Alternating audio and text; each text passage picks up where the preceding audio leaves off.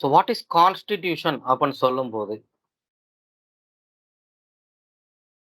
ஏன் வந்து கான்ஸ்டிடியூஷன் தேவைப்படுது? எதற்காக வந்து அரசியலமைப்பு தேவைப்படுகிறது? ஸோ கான்ஸ்டிடியூஷன்னா என்ன? ஸோ பேசிக்கா சொல்லணும் அப்படின்னா constitution set of rules and regulations. நான் பைலிங்குவல்ல தான் சொல்லுவேன். தமிழ்லயும் சொல்லுவேன், இங்கிலீஷ்லயும் சொல்லுவேன். ஓகேங்களா? So set of rules and regulations. விதிகள் மற்றும் வரைமுறைகள் அப்படின்னு சொல்லுவோம். விதிகள் மற்றும் வரைமுறைகள் அடங்கிய ஒரு சட்ட தொகுப்பு. ஒரு தொகுப்புன்னு சொல்லலாம். விதிகள் மற்றும் வரைமுறைகள் அடங்கிய ஒரு தொகுப்பு தான் அரசியலமைப்பு அப்படின்னு சொல்லுவோம். ஏன் அரசியலமைப்பு தேவைப்படுகிறது? நாட் ஒன்லி வந்து நம்ம நாட்டுக்கு மட்டும் கிடையாது. உலகத்துல இருக்கக்கூடிய அனைத்து நாடுகளிலும் அரசியலமைப்பானது உள்ளது. அப்போ அந்த அரசியலமைப்பு ஏன் தேவைப்படுகிறது? Why do we need a constitution அப்படின்னு பார்க்கும்போது, என்ன காரணம் தேவைப்படுகிறது அப்படின்னா, ஒரு சொசைட்டி இருக்குன்னு வச்சுக்கோங்க. ஒரு சொசைட்டி, ஒரு சமுதாயம். இப்ப உங்க ஊர்ல வந்து எடுத்துக்கங்க. ஸோ உங்களுடைய ஸ்ட்ரீட்ல எடுத்துக்கலாம். ஸோ எல்லாருமே வந்து ஒரே கைண்ட் ஆஃப் பெர்சன்ஸா வந்து இருக்காங்களா? அதாவது ஒரே கைண்ட் ஆஃப் பெர்சன்ஸ் மீன் அ ஒரே மாதிரியான நிறத்திலயோ, இல்ல ஒரே மாதிரியான பழக்கவழக்கங்கள், ஒரே மாதிரியான மதம், ஒரே மாதிரியா ஒரே மாதிரியான மொழி, ஒரே மாதிரியான தொழில், ஒரே மாதிரியான படிப்பு. ஸோ இந்த மாரி இருக்காங்களா? அப்பன்னாங்கன்னா, ஸோ உங்க ஏரியாவுல அந்த மாரி இருக்க மாட்டாங்க. ஏன்னா ஒரு சமுதாயம் என்பது டைவர்சிட்டி. அதாவது பலவிதமான, பல்வேறு விதமான வேறுபாடுகளைக் கொண்ட மனிதர்களினுடைய கூட்டமைப்பு தான் ஒரு சமுதாயம். அப்போ இந்த மாரி சமுதாயம் இப்ப இந்தியான்னு எடுத்துட்டோம் அப்புட்ன்னா, இந்தியாவுல நீங்க பார்க்கும்போது பல்வேறு விதமான மொழி பேசக்கூடியவர்கள் இருக்காங்க, பல்வேறு விதமான மதத்தினர் இருக்காங்க, பல்வேறு விதமான ஜாதியை சார்ந்தவர்கள் இருக்காங்க, பல்வேறு விதமான படிப்பை சார்ந்தவர்கள் இருக்காங்க. ஸோ எல்லாருமே டிஃபரெண்ட்டா இருக்காங்க. ஓகேங்களா? பட் இவங்க எல்லாம் இதுல அதிகமா இருக்காங்கன்னு வச்சுக்கோங்க. ஒரு பிரிவினர் மட்டும். ஒரு மதத்தினர் மட்டும் அதிகமாக இருக்கிறாங்க அப்பன்னு வச்சுக்கோங்க. ஒரு மதத்தினர் கம்மியா இருக்காங்கன்னு வச்சுக்கோங்க. அப்ப என்ன ஆகும் அங்க, ஒரு டாமினேஷன் அப்படின்றது நடக்கும். That is called majority, minority அப்படின்னு சொல்லுவோம். சோ இந்த மாரிலாம் இருக்கும் கண்டிப்பா. ஓகே. சோ அப்ப இவ்வளவு வேறுபாடுகள் இருக்கக்கூடிய மக்களை ஒரே ஒரு குடையின் கீழ் என்ன சொல்றது? ஒரு குடைக்குள்ள கொண்டு வர்றது. ஒரு அம்பர்லாக்குள்ள ஒரு இது கொண்டு வர்றது தான் என்ன அப்படின்னா, இந்த விதிகள் மற்றும் வரைமுறைகள். அனைவரும் ஏற்றுக்கொள்ளக்கூடிய ஒரு ரூல்ஸ் அண்ட் ரெகுலேஷன்ஸ் அண்ட் அனைவரையும் ஒன்றிணைக்கக்கூடிய ஒன்றுதான் அரசியல் அமைப்பு அப்படின்னு சொல்லுவோம். சோ அந்த காரணத்துக்காக ஒரு அரசியல் அமைப்பு வேண்டும். என்னதான் வந்து பல்வேறு விதமான டைவர்சிட்டி இருந்தாலும், அவர்களை ஒன்றாக ஒரு பிரிவின் கீழ் கொண்டு வரக்கூடியது. இப்ப நம்ம இந்தியான்னு எடுத்துட்டோம் அப்படின்னா, நம்ம என்னதான் மதம், ஜாதி எது வேணாலும் இருக்கட்டும். சோ எவ்வளவு இருந்தாலும் நாமெல்லாம் இந்தியர்கள் அப்படின்ற ஒரு கான்செப்ட்க்கு கீழ வந்து வர்றோம். So that's all. Okay. So அப்ப என்ன காரணம் ஃபர்ஸ்ட் சொல்லும்போது, so constitution allows coordination and assurance. சமுதாயத்தில் இருக்கக்கூடிய வேறுபட்ட பல்வேறு வேறுபாடுகள் கொண்ட மனிதர்களை ஒன்றாக இணைக்கக்கூடியது. அல்லது சமுதாயத்தை ஒன்றாக பிணைத்து ஒரு குடையின் கீழ் கொண்டு வருவதற்கு அரசியல் அமைப்பானது தேவை. ஓகேங்களா? First one. So then next. So அப்ப ஒரு கொடை கீழ கொண்டு வந்தாச்சு. அப்போ இவங்களுக்கெல்லாம் ஒரு டெசிஷன் முக்கியமான முடிவுகளை எடுக்கக்கூடியது யாரு? ஒண்ணும் கிடையாதுப்பா. சிம்பிளா சொல்லணும் அப்பன்னா, யாரு யாரு நீங்கலாம் யாரு? உங்கள வந்து யாரு ரூல் பண்ணணும்? உங்கள வந்து யாரு ரூல் பண்ணணும்? எப்படி ரூல் பண்ணணும்? அவங்களுக்கு என்ன மாரியான கட்டுப்பாடுகள் இருக்க வேண்டும்? என்ன மாரியான கட்டுப்பாடுகள் இருக்க வேண்டும்? ப்ளீஸ் மியூட் பண்ணிக்கங்க. என்ன மாரியான கட்டுப்பாடுகள் இருக்க வேண்டும்? சோ இதுதான் வந்து என்ன சொல்றோம் அப்பன்னா, இதற்கு தேவையான சட்ட விதிகள், அதுதான் வந்து அரசியலமைப்பு. நம்ம யாரு? நம்மள யாரு ரூல் பண்ணணும்? அப்படி ரூல் பண்ணணும் அப்படின்னா அவங்களுக்கான கட்டுப்பாடுகள் என்ன? நீ வந்து ரூல் பண்ணிக்கலாம் அப்படின்னு ஒருத்தர கொண்டு போய் விட்டுட்டோம்னு வச்சுக்கோங்க. ஸோ நான் தான் வந்து தலைவர். நான் என்ன வேணாலும் டெசிஷன் எடுப்பேன் அப்படின்னு போனாரு அப்படின்னா, அது பண்ண முடியாது. அது வந்து ஒரு அழிவு நிலைக்கு கொண்டு போயிரும். அப்ப என்ன பண்ணணும் அப்படின்னா, ஸோ நான் வந்து என்ன வந்து நாங்கலாம் ஒற்றுமையா இருக்கோம். நாங்கலாம் வந்து ஒரு குடை கீழ இருக்கோம். ஸோ எங்கள வந்து ஆட்சி பண்றதுக்கு எப்படி வந்து ஒரு ஆட்சியாளர் யாரு வேணும்? அதை எப்படி தேர்ந்தெடுப்பது? அவருக்கான தகுதிகள் என்ன? அவருக்கான செயல்பாடுகள் என்ன? அவருக்கான கட்டுப்பாடுகள் என்ன? ஸோ இதெல்லாம் தான் வந்து என்ன அப்படின்னா, அரசியலமைப்பு. அப்போ ஒரு சமுதாயத்தில இருக்கக்கூடிய அந்த வேறுபாடுகளா இருக்கட்டும், அந்த சமுதாயத்திற்கான முடிவுகளை எடுப்பது, அந்த சமுதாயத்திற்கான முடிவுகளை எடுப்பதற்கான அந்த முடிவுகளை எடுப்பது தான் அரசியல் அரசாங்கம் அப்படின்னு சொல்றோம். அந்த அரசாங்கத்திற்கான கட்டுப்பாடுகள். அந்த அரசாங்கத்திற்கான கட்டுப்பாடுகள் இருக்கிறது. அதே மாரி வந்து aspirations and goals of a society. ஒரு சமுதாயத்தினுடைய முக்கியமான நோக்கத்தை முன்னெடுத்துச் செல்வது. இப்ப நம்ம சமுதாயம் நம்ம இந்தியான்னு எடுத்துட்டோம் அப்படின்னா, நம்மளுடைய அடிப்படையான நோக்கங்கள் என்ன அப்படின்னா, அனைத்து மக்களுக்கும் அனைத்தும் கிடைக்க வேண்டும். அடிப்படை தேவைகளான உணவு, உடை, இருப்பிடம் எல்லாமே கிடைக்கணும். அப்படின்றது தான் ஒரு அடிப்படை நோக்கம். இப்ப நீங்க ஃபார் எக்ஸாம்பிள் நீங்க பார்த்துட்டீங்க அப்படின்னா, சவுத் ஆப்பிரிக்காலாம், தென்னாப்பிரிக்காலாம் பார்த்துட்டீங்க அப்படின்னா, நீங்க ஹிஸ்டரி படிச்சிருப்பீங்க. ஸோ ஒரு இனவெறி கொள்கை. காந்திஜி கூட வந்து ட்ரெயின்ல போம்போது அவர தள்ளி விட்டாங்க. அப்படின்ற மாரிலாம் வந்து நீங்க படிச்சிருப்பீங்க தென்னாப்பிரிக்கால. ஸோ அது வந்து ஒரு இனவெறி கொள்கை. ஸோ அங்க பார்த்துட்டோம் அப்படின்னா, ஒயிட்டிஷ் பீப்பிள், பிளாக் பீப்பிள் அப்படின்ற மாரி இனவெறி கொள்கை இருந்துச்சு. ஸோ அதை கலைக்க வேண்டும். அந்த ஒரு டிஸ்கிரிமினேஷன் இருக்கக்கூடாது. அப்படின்ற காரணம் தான் அவங்களுடைய முக்கியமான கோல். அவங்களுடைய அந்த டார்கெட் என்ன அப்படின்னா, எல்லாமே எல்லாத்துக்கும் எல்லா மக்களுக்கும் எல்லாம் கிடைக்கணும். அதே டயத்துல இந்த டிஸ்கிரிமினேஷன் இருக்கக்கூடாது. நம்ம இதுலயும் அதேதான். ஸோ அந்த மாரி செட் ஆஃப் கோல்ஸ் அண்ட் இந்த ஒரு ஆஸ்பிரேஷன்ஸ் இருக்கிறது, அந்த கோல்ஸ் இருக்கிறது. ஸோ அதுக்கும் தான் எதுக்கு என்ன தேவை? அரசியல் அமைப்பானது தேவைப்படுகிறது. ஓகேங்களா? So that so then fundamental identity of the people ஒண்ணும் கிடையாது. ஃபண்டமெண்டல் ஐடென்டிட்டி நம்ம சொல்றோம்ல, இந்தியன்னு சொல்றோம்ல.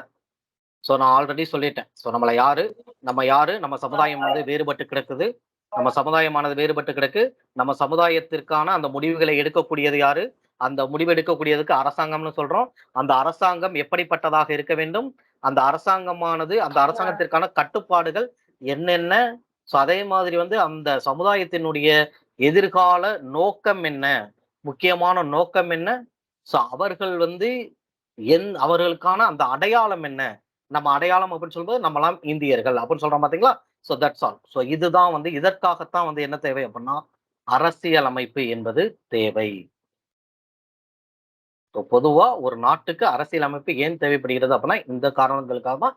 இன்னும் நிறைய காரணங்கள் வந்து இருக்கு. ஜஸ்ட் ஸ்பெசிஃபிக்கா சொல்றேன். ஓகே. ஸோ இதுதான் வந்து அரசியலமைப்புக்கான தேவை. ஸோ நம்ம அரசியலமைப்பை பொறுத்தவரைக்கும் எப்படிப்பட்டது? எந்த மாதிரி? அதத்தான் வந்து நம்ம ஃபுல்லா கிளாஸ்ல பார்க்க போறோம். ஓகேங்களா? சரி ஓகே. எதுவும் டவுட் இருக்கா? ஸோ எனிஒன் மியூட் பண்ணிக்கங்க. எதுவும் டவுட் இருந்தா மட்டும் சார் சார் வரலாம். வணக்கம் சார். வணக்கம் சார். வணக்கம். சார் இப்ப இங்கிலீஷ்ல போடுறீங்க சார், அது தமிழ்ல போடுங்களா? இல்ல சார். நீங்க வந்து இது வந்து நான் கான்செப்டுக்காக தான் சொல்றேன். புரிஞ்சுக்கங்க. நீங்க நோட்ஸ் இந்த இது எடுக்க வேணாம். ஓகேங்களா? ஸோ நான் பாடத்துக்குள்ள போன பிறகு நோட்ஸ் எடுத்துக்கங்க. ஏன்னா இதுல இங்கிலீஷ் மீடியம், தமிழ் மீடியம் இருக்காங்க. ஸோ அதனால நான் தமிழ்ல சொல்லிடுறேன். அத வந்து நீங்க கேட்டுக்கங்க. இங்கிலீஷ் மீடியம் இருக்கிறவங்க சப்போஸ் நான் எதனாச்சும் விட்டுட்டேன்னா அத பார்த்து எழுதிக்கங்க. ஓகே. Okay good. சரி. ஸோ அடுத்து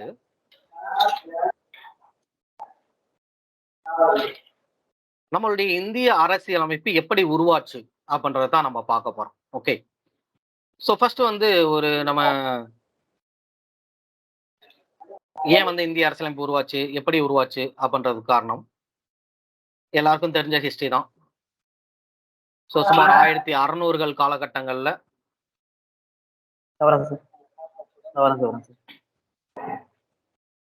கொஞ்சம் மியூட் பண்ணிக்கோங்க ப்ளீஸ். எனக்கு சரியா பார்க்க முடியல இதுல. முபாரக் அலி சார் மியூட் பண்ணிக்கோங்க. 1600 காலகட்டங்கள்ல ஆங்கிலேயர்கள் வந்து இந்தியாக்குள்ள வர்றாங்க. ஆங்கிலேயர்கள் அதாவது ஐரோப்பியர்கள், ஆங்கிலேயர்கள் மட்டும் கிடையாது, ஐரோப்பியர்கள் இந்தியாவுக்கு வராங்க.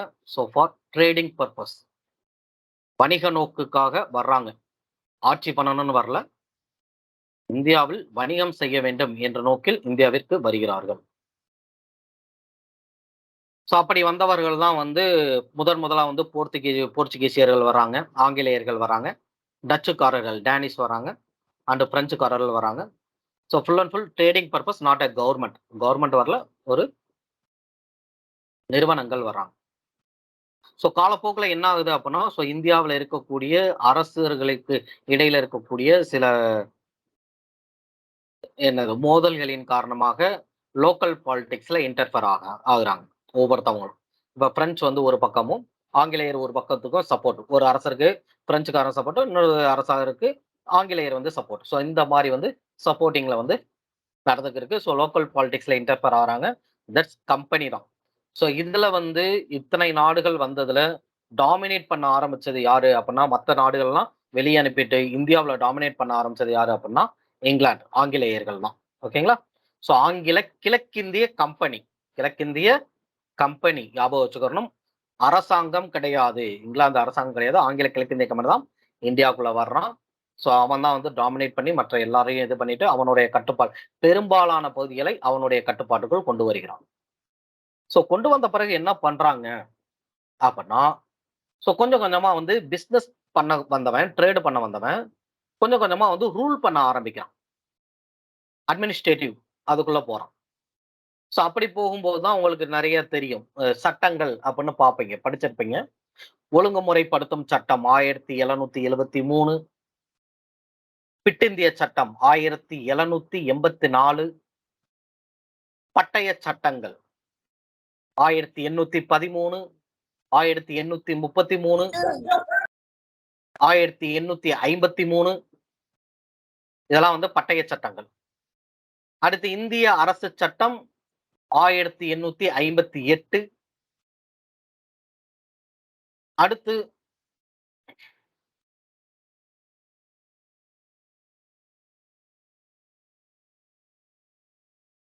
ஆயிரத்தி 1909 ஆண்டு சட்டம், 1919 ஆண்டு சட்டம். இந்த 1909 அப்படின்னு சொல்லும்போது மின்டோ மார்லி சீர்திருத்த சட்டம் அப்படின்னு சொல்லுவோம். 1919 மாண்டேகு சென்ஸ்போர்ட் சீர்திருத்த சட்டம். 1935 இந்திய அரசு சட்டம். 1947 இந்திய சுதந்திர சட்டம். இது எல்லாமே ஆங்கிலேயர்கள் காலத்தில் இங்கிலாந்து அரசினால் போடப்பட்ட சட்டங்கள், நாம் சுதந்திரம் அடைவதற்கு முன்னதாக வரைக்கும். ஓகேங்களா? சோ இந்த சட்டங்கள்லாம் வந்து பாத்துட்டீங்க அப்படின்னா, இதுல 1858 இருக்கு பாத்தீங்களா? சோ இதுக்கு முன்னாடி போடப்பட்ட சட்டங்கள் அனைத்தும் எல்லாமே வந்து இங்கிலாந்து அரசாங்கம் தான் இந்த சட்டத்தை கொண்டு வந்தது, இங்கிலாந்து பாராளுமன்றம் தான் கொண்டு வந்தது. பட் ஆனால் 1858 அதற்கு முன் இருந்த சட்டங்கள் எல்லாமே அந்த கம்பெனி இருக்கு பாத்தீங்களா, கிழக்கிந்திய கம்பெனி நம்மள ரூல் பண்ண ஆரம்பிக்கிறான். இங்கிலாந்து கவர்மெண்ட் கிடையாது. அப் டு 1857 வரைக்கும், 1857 1600ல இருந்து 1857 வரைக்கும் ஆங்கில கிழக்கிந்திய கம்பெனி தான் நம்மள ரூல் பண்றான். இங்கிலாந்து அரசாங்கம் கிடையாது. அப்ப அந்த கம்பெனி வந்து எப்படி இருக்கணும், எந்த மாதிரி வந்து இந்தியாவில் நிர்வாகத்தை மேற்கொள்ள வேண்டும் என்பதற்காக ஆங்கில அரசினால், அதாவது இங்கிலாந்து பாராளுமன்றத்தினால் கொண்டு வரப்பட்ட சட்டங்கள்லாம் அந்த ஒழுங்குமுறைப்படுத்தும் சட்டம் 1773, பிட்டிந்திய சட்டம் 1784, தென் பட்டய சட்டங்கள். பட்டய சட்டம்னா சார்ட்டர் ஆக்ட் அப்படின்னு சொல்லுவோம். 1813, 33, 53. இந்த சட்டங்கள் எல்லாமே ஆங்கில கிழக்கிந்திய கம்பெனி இந்தியாவில் நிர்வாகம் செய்த போது அந்த நிர்வாகத்திற்காகவும் அந்த ஆங்கில கிழக்கிந்திய கம்பெனியை சார், இது வந்து நான் இன்னும் கிளாஸ்க்குள்ளேயே போல. ஓகேங்களா? பிபிடி வந்து நான் போடுறேன். இன்னும் நான் கிளாஸ்க்குள்ளேயே போல. ஸோ ஜஸ்ட் ஃபார் ஒரு கதைக்காண்டி சொல்றேன். ஓகே. ஸோ ஜஸ்ட் வந்து இதெல்லாம் கேட்டுக்கங்க. கிளாஸ்ல பார்க்கும்போது தெரியும். ஓகே.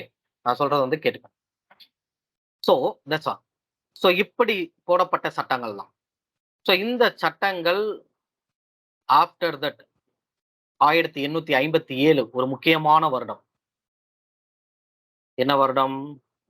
சிப்பாய் புரட்சி, சிப்பாய் முட்டினி. இந்த சிப்பாய் புரட்சி நடைபெற்றதன் காரணமாக ஏன் வந்து சிப்பாய் புரட்சி நடைபெற்றுச்சு? இதுக்கு முன்னாடி நெறைய போராட்டங்கள் நடந்திருக்கு. அந்த போராட்டங்களினுடைய தொடர்ச்சியாக ஒரு பெரிய போராட்டம். ஒரு ஆங்கிலேயருக்கு எதிராக ஒரு பெரிய போராட்டம் தான் சிப்பாய் புரட்சி 1857. இந்த போராட்டத்தின் விளைவாகத்தான் என்ன பண்றாங்க இங்கிலாந்து அரசாங்கம், இனிமேல் இந்தியாவை நீ ஆட்சி செய்தது போதும். யாரு? கிழக்கிந்திய கம்பெனி. ஈஸ்ட் இந்தியா கம்பெனிட்ட சொல்றாங்க. இந்தியாவை இதுவரைக்கும் நீ நிர்வாகம் செய்தது போதும். இனிமேல் யாரு நிர்வாகம் செய்றேன்? நான் பண்ணிக்கிறேன் டைரக்ட்டா. அதத்தான் வந்து சொல்லுவாங்க. அந்த டைரக்ட்டா நேரடியாக ராணியினுடைய கட்டுப்பாட்டில் எது வருகிறது? இந்தியா வருகிறது. அப்ப அதுக்கு முன்னாடி வரைக்கும் ஆட்சி பண்ணது யாரு அப்பன்னா, ஆங்கில கிழக்கிந்திய கம்பெனி தான் ஆட்சி பண்றான். ஸோ ஆஃப்டர் தட் 1858ல விக்டோரியா மகாராணியோட அவங்களுடைய ஆளுகையின் கீழ் இந்தியா கட்டுப்பாட்டில் வருகிறது. ஸோ அதற்கு அடுத்து கொண்டு வரப்பட்ட சட்டங்கள்லாம் என்ன சட்டங்கள் அப்பன்னா, இந்த மாதிரி சட்டங்கள் 1858 இந்திய அரசாங்க சட்டம், 1909 மின்டோ மார்லி சீர்திருத்தம், 1919 மாண்டேகு செம்ஸ் போர்டு சீர்திருத்தம், 1935 இந்திய அரசு சட்டம், 1947 இந்திய சுதந்திர சட்டம். இதெல்லாம் வந்து முக்கியமான சட்டங்கள். ஆங்கில அரசினால் நேரடியாக கொண்டு வரப்பட்டது. ஸோ அதுக்கு முன்னாடி வரைக்கும் பிரிட்டிஷ் ஈஸ்ட் இந்தியா கம்பெனி தான் இருந்தாங்க. அப் டூ 1857 வரைக்கும். 1857க்கு அப்புறம் வந்து நேரடியாக இந்தியாவானது இங்கிலாந்து அரசினுடைய கட்டுப்பாட்டில் சென்று விட்டது. ஓகே. ஸோ இதெல்லாம் தான் வந்து என்ன அப்படின்னா ஹிஸ்டாரிக்கல் பேக்ரவுண்ட். நம்மளே வந்து ஒரு சட்டத்தை இந்திய அரசியலமைப்பு சட்டத்தை நமக்கான சட்டத்தை நம்மளே உருவாக்கிட்டோமா? அப்படிலாம் கிடையாது.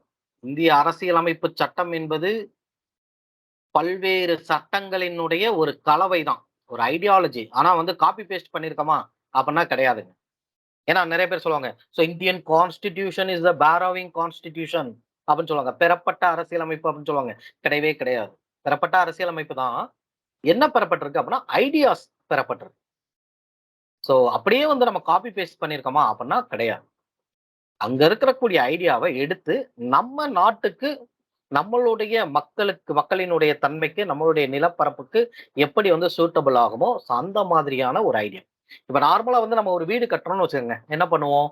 ஒரு வீடு கட்டுறோம். நெறைய வீடு வந்து வெளியலாம் போய் பார்த்திருப்போம். ஸோ ஐடியாஸ் இருக்கும். ஸோ அப்பலாம் பார்க்கும்போது, ஓகே. ஸோ அந்த ஐடியாவ வச்சு நம்ம இடத்துக்கு வந்து எந்த மாரி வந்து அத டிசைன் பண்ணிக்கலாம், ஆப்ட் பண்ணிக்கலாம். அப்ப மாரி பண்ணுவோம் பார்த்தீங்களா? So that's all.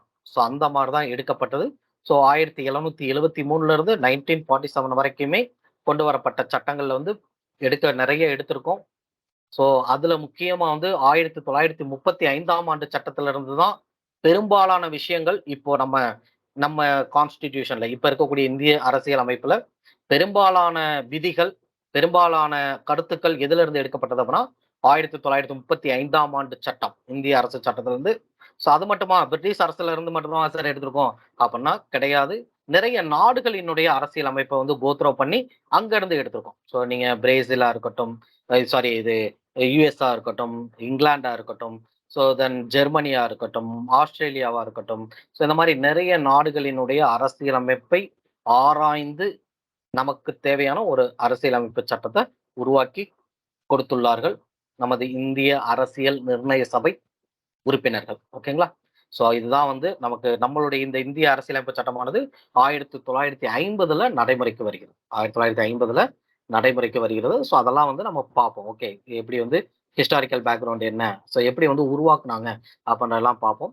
ஸோ இதுதான். அப்போ நமக்கு தேவையான நம்ம நாட்டுக்கான ஒரு சட்ட விதிகளை உள்ளடக்கிய ஒரு புத்தகம். அதாவது விதிகள் மற்றும் வரைமுறைகளை உள்ளடக்கிய ஒரு புத்தகம் தான் இந்திய அரசியலமைப்பு சட்டம். ஸோ இந்த இந்திய அரசியலமைப்பு சட்டம் புத்தகமானது எப்படி உருவாச்சு அப்படின்றது தான் அந்த மேக்கிங் ஆஃப் தி கான்ஸ்டிடியூஷன் அப்படின்றதுல ஒன் பை ஒன்னா பார்ப்போம். பட் அதுக்கு முன்னாடி நம்ம இந்திய அரசியலமைப்பு சட்டத்துல என்னெல்லாம் இருக்கு? அந்த புத்தகத்துல என்னெல்லாம் இருக்கு? நீங்க ஒரு புத்தகம் பார்த்துட்டீங்க அப்படின்னா, அதுல என்ன இருக்கும் புத்தகத்துல? ஒரு புக்கு வாங்குறீங்க, பெரிய புக் வாங்குறீங்க. ஸோ ஃபர்ஸ்ட் பேஜ்ல வந்து என்ன இருக்கும்? ஒரு இண்டெக்ஸ் இருக்கும். அதாவது அத பத்தின ஒரு சுருக்கம். ஒரு முன்னுரை குடுத்திருப்பாங்க. கரெக்ட்டுங்களா?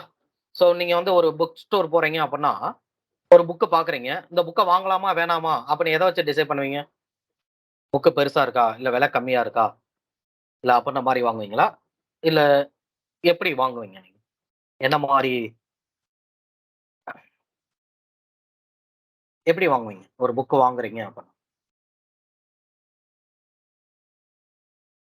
எனிஒன்? புக் ஸ்டோருக்கு போறீங்க. இந்த புக்க வாங்கலாமா? வேணாமா? இல்ல இந்த புக்ல என்ன இருக்கு? அப்படின்றத எத வச்சு சொல்லுவீங்க? எனிஒன் முகவுரை அன்மியூட் பண்றது. என்னங்க? இண்டெக்ஸ் படிச்சது. இண்டெக்ஸ் அந்த புத்தகத்தினுடைய சுருக்கம். இண்டெக்ஸ் பேஸ் பண்ணி வாங்குவோம். கரெக்ட். குட். ஸோ அந்த புத்தகம் மியூட் பண்ணிக்கங்க. மியூட் பண்ணி. அந்த புத்தகத்தினுடைய சுருக்கம். ஓகே. அந்த புக்க பார்க்கும்போது, அந்த புக்குக்கு முன்னாடி வந்து என்ன இருக்கு அப்படின்னா, அந்த புத்தகத்த பத்தின ஒரு சின்ன கன்டென்ட் வந்து இருக்கும். ஸோ இந்த புக் வந்து இதத்தான் சொல்லப்போகுது. உள்ள 10 பாடம் இருக்கட்டும், 20 பாடம் இருக்கட்டும். பட் அந்த ஃப்ரண்ட்ல இருக்கக்கூடிய ஒரு சின்ன பார்ட் தான் வந்து என்ன சொல்லுவோம் அப்படின்னா, இந்த புக்ல என்ன மெயின் கான்செப்ட் வந்து நான் என்ன சொல்லப் போறேன் அப்படின்னு சொல்றோம். ஓகேங்களா? ஸோ அதே மாதிரி நம்மளுடைய இந்திய அரசியல் அமைப்பிலையும் ஒரு சின்ன முக்கியமான குறிப்பு வந்து இருக்கு. முன்னுரை அப்படின்னு சொல்லலாம். முகப்புரைன்னு சொல்லுவோம். ஸோ அந்த மாரி வந்து ஒரு முகப்புரை வந்து இருக்கு. தென் ஆஃப்டர் தட் வந்து நம்ம உள்ள கன்டென்ட் பேஜ்ன்னு சொல்லுவோம்ல. Index page. அதாவது இண்டெக்ஸ் பேஜ்ல வந்து என்னென்ன பாடங்கள் இருக்கு அப்படின்ற மாரி சொல்லுவோம் இல்லைங்களா? ஸோ அந்த மாரி பாடங்கள் அப்படின்னு சொல்லும்போது, நம்ம இதுல வந்து பொலிட்டிக்கல் டெர்ம் வந்து என்ன சொல்லுவோம் அப்படின்னா,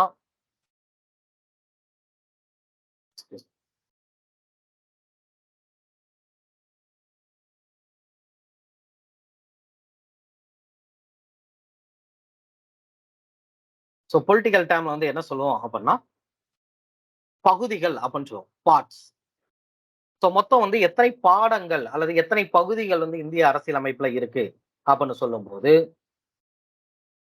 மொத்தம் வந்து 22 பகுதிகள். அதாவது ரோமன் லெட்டர்ல 22 பகுதிகள் வந்து இருக்கு. தென் நம்பர்ல சொல்லணும்னா, கவுண்டிங்ல சொல்லணும் அப்படின்னா, நியூமெரிக்கல்ல 25 பகுதிகள் இருக்கு. எத்தனை பகுதிகள்? 25 பகுதிகள் வந்து இருக்கு அப்படின்னு சொல்லலாம். அப்ப நார்மலா 22 பகுதிகள் வந்து ரோமன் லெட்டர்ல சொல்லும்போது 22 பகுதிகள். நியூமெரிக்கல்ல கவுண்டிங்ல சொல்லும்போது, எண்ணி பார்த்து சொல்லும்போது வந்து 25 பார்ட்ஸ் வந்து இருக்கு. ஸோ இந்த 25 பாடங்கள் தான் இந்திய அரசியலமைப்பு. இந்த 25 பாடங்கள் நீங்க படிச்சிட்டீங்க அப்படின்னா, இந்திய அரசியலமைப்பு பத்தி நீங்க முழுவதும் படித்தது. பட் இந்த 25ம் வந்து நம்ம படிக்கணுமா சார் அப்படின்னா கிடையாது. உங்களுக்கு என்ன சிலபஸ்ல இருக்கோ அது மட்டும் படிச்சா போதும். இந்த 25மே இருக்காது. ஒரு 10, 12 இருக்கும். அவ்வளவுதான். ஸோ தென் அப்ப ஃபர்ஸ்ட் என்ன சொல்றோம் அப்படின்னா, இண்டெக்ஸ் பேஜ் அதாவது முகப்புரை, முன்னுரை, இன்ட்ரோடக்ஷன் பார்ட் அப்படின்னு ஒண்ணு பார்த்துட்டோம். ஒண்ணு இருக்கு. அதே மாதிரி வந்து பாடங்கள், பகுதிகள் அப்படின்னு பார்க்கும்போது 25 பகுதிகள் இருக்கு. தென் அந்த ஒவ்வொரு பாடமும் குறிப்பிட்ட விதிகளாக அல்லது சட்ட விதிகளாக பிரிக்கப்பட்டிருக்கும். ஓகேங்களா? அப்ப சட்ட விதிகள் அப்படின்னு சொல்லும்போது எப்படி சொல்றோம் அப்படின்னா, இப்ப ஃபர்ஸ்ட் பாடம் எடுத்துட்டீங்க அப்படின்னா, ஃபர்ஸ்ட் 5 விதி வந்து ஃபர்ஸ்ட் யூனிட். அதுக்கடுத்து வந்து இருக்கிறது செகண்ட். ஸோ இந்த மாதிரி. இப்ப நீங்க பார்த்துட்டீங்க அப்படின்னா 22 பகுதிகள்ல வந்து முதல் பகுதி வந்து யூனியனும், ஒன்றியமும் அதன் பிரதேசங்களும் அப்படின்னு சொல்லுவோம். ஒன்றியமும் அதன் பிரதேசங்களும் அல்லது யூனியன் அண்ட் இட்ஸ் டெரிட்டரிஸ் அப்படின்னு சொல்லுவோம். ஸோ அதனுடைய பகுதிகள் அதாவது சொல்லும்போது, அதனுடைய ஆர்டிகல்ஸ் அப்படின்னு சொல்லும்போது மொத்தம் எத்தனை இருக்கு அப்படின்னா 1 டூ 4. 1 டூ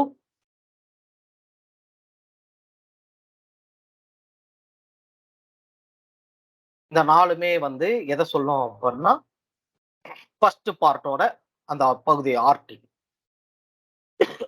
2வது குடியுரிமை அப்படின்னு பார்ப்போம். பகுதி 2 குடியுரிமை. அது என்ன ஆர்டிகல் இருக்கு அப்படின்னா 5 டூ 11. 5 டூ அடுத்து 12 டூ 35 3வது பார்ட்.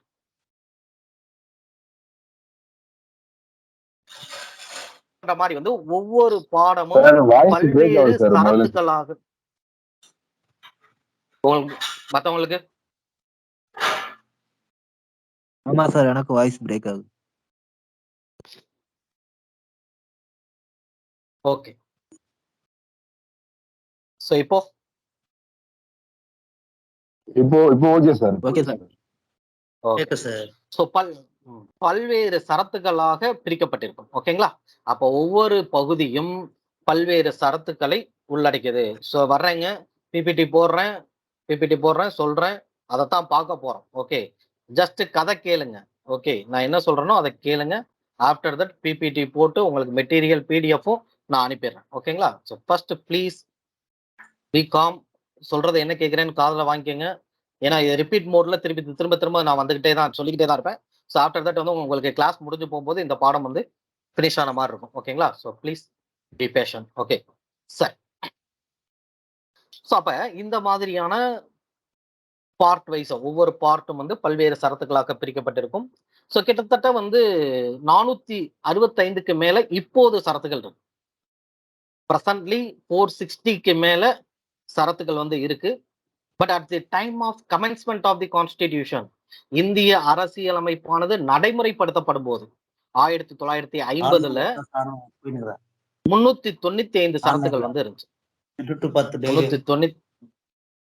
395 சரத்துகள் வந்து அப்போ இருந்துச்சு. இப்போ 460க்கு மேல சரத்துகள் இருக்கு. ஓகேங்களா? சோ அப்ப என்ன பார்த்திருக்கோம்? ஃபர்ஸ்ட் வந்து ஒரு முன்னுரை ஒண்ணு இருக்கு அந்த புத்தகத்துல. அந்த புத்தகமானது 25 பாடங்களாக அல்லது பகுதிகளாக பிரிக்கப்பட்டுள்ளது. அடுத்து அதுல இருக்கக்கூடிய சரத்துக்கள் தற்போது 460க்கு மேல இருக்கு. தென் வேற என்ன அதனுடைய பார்ட்டா இருக்கு, வேற என்ன ஒரு பகுதியா இருக்கு அப்படின்னா அட்டவணைகள் அப்படின்னு சொல்லுவோம். ஷெட்யூல்ஸ், அட்டவணைகள். இந்த அட்டவணைகள்ன்றது என்ன அப்படின்னா, சோ முக்கியமான பகுதிகள் இந்த 395 சரத்துக்கள் இருக்கு இல்லைங்களா? சோ இந்த 22 பகுதிகள் இருக்கு இல்லைங்களா? இந்த 22 பகுதிகளில் இருக்கக்கூடிய முக்கியமான விஷயங்களை ஒன்னா தொகுத்து, அதாவது இப்ப பாத்துட்டீங்க அப்படின்னா பிரைம் மினிஸ்டர் பார்ப்போம், பிரசிடென்ட் பார்ப்போம், ஜட்ஜஸ் இருக்காங்களே, ஸோ அவங்கெல்லாம் பார்ப்போம். ஸோ இவங்கெல்லாம் வந்து தனித்தனியா நம்ம அந்த இதுல சொல்லியிருப்பாங்க எப்படி அவங்களுடைய தகுதிகள் என்ன, அவர் வந்து எவ்வாறு தேர்ந்தெடுக்கப்படுகிறார்கள் அப்படின்னு. ஸோ அவங்களுக்கு காமனா இருக்கிறது என்ன மாதிரி இருக்கும் அப்படின்னா அவங்களுடைய சேலரி எல்லாம் இருக்கும் பாத்தீங்களா? ஸோ எப்படி வந்து பதவி பிரமாணம் பண்ணணும், ஸோ யாரு எப்படி பதவி பிரமாணம் பண்ணணும், ஸோ அப்படின்ற மாதிரிலாம் சொல்லப்பட்டு, ஸோ இந்த மாதிரி ஒரு காமனா ஒரு டேபிள்ஸ் ரெடி பண்ணிப்பாங்க. அதாவது அட்டவணைகள் எத்தனை இருக்கு அப்படின்னா தற்போது 12 அட்டவணைகள் இருக்கு. எத்தனை அட்டவணைகள் இருக்கு? 12 அட்டவணைகள் இருக்கு.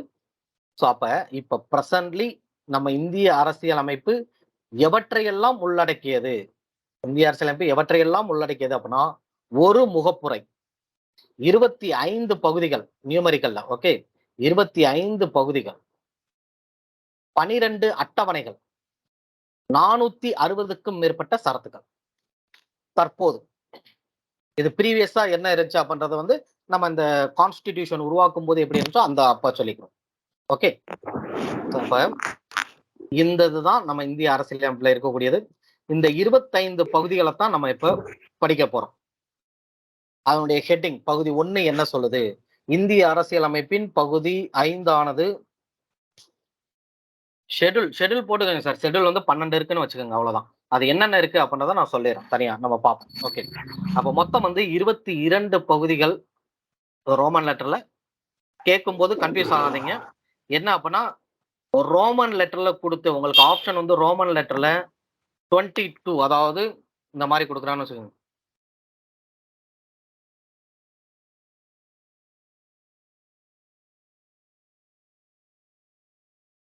வாய்ஸ் ரொம்ப பிரேக் 22 இப்பயும் பிரேக் ஆகுங்களா? 22. ஸோ இந்த மாதிரி கொடுத்தோம் அப்படின்னா 22ன்னு கொடுங்க. இல்ல நியூமெரிக்கல்ல கொடுக்குறான் அப்படின்னா 22னா இந்த இது வந்து இப்படி போடாதீங்க, 25. ஓகே, ரோமன் லெட்டர்ல 22 இதுதான் ஆப்ஷன். ஸோ இதுல வந்து நியூமெரிக்கல்ல 25 இதுதான் ஆப்ஷன். ஓகே, ஸோ அந்த மாதிரி இது பண்ணிக்கோங்க. ஸோ ஸ்கிரீன் ஷோ அதுல உங்களுக்கு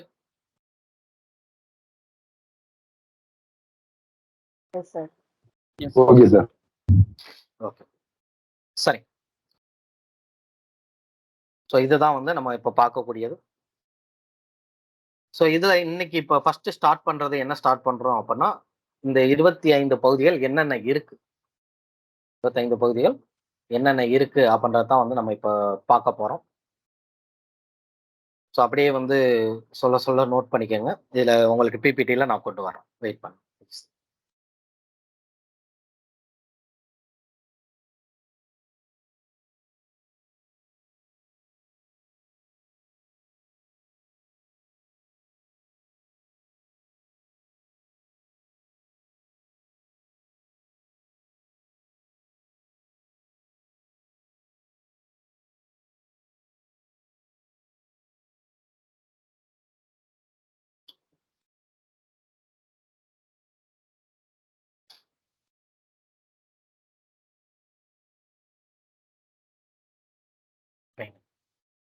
ஸோ அதுங்களா? ஸோ அதான் உங்களுக்கு சார். ஓகே.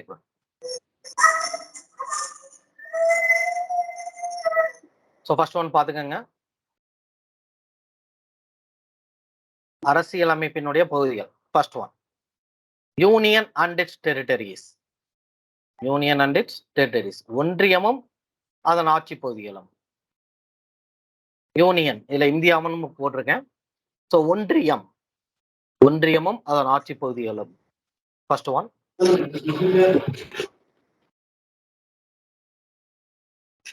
ஏம்மா நித்ரா? தென் இரண்டாவது சிட்டிசன்ஷிப், குடியுரிமை. 2 குடியுரிமை. 3 அடிப்படை உரிமைகள், ஃபண்டமெண்டல் ரைட்ஸ். ஆல்ரெடி தெரியும்னா அப்படியே வரிசையா எழுதிக்கங்க. நீங்க ஆல்ரெடி படிச்சிருந்தீங்க அப்படின்னா வரிசையா என்னன்னு எழுதிக்கங்க. அடுத்து 4 directive principles of state policy, DPSP அப்படின்னு சொல்லுவோம். அரசு கொள்கையினை நெறிமுறைப்படுத்தும் கோட்பாடுகள். அரசு கொள்கையினை நெறிமுறைப்படுத்தும் கோட்பாடுகள்.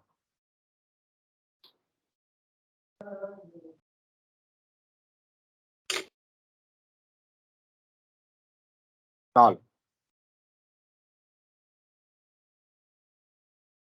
4A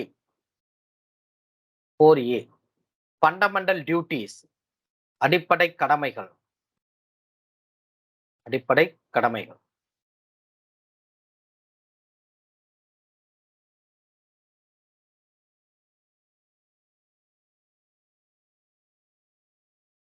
5 தி யூனியன்.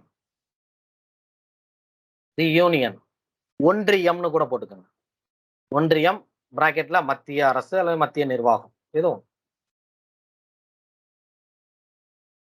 ஒன்றியம். 6 மாநிலங்கள், தி ஸ்டேட்ஸ். 6 மாநிலங்கள்.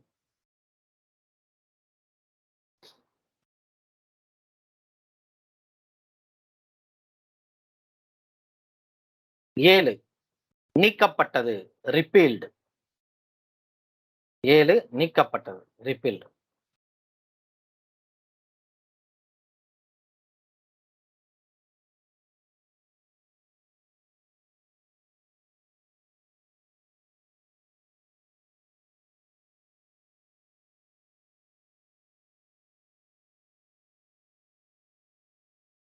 7 நீக்கப்பட்டது.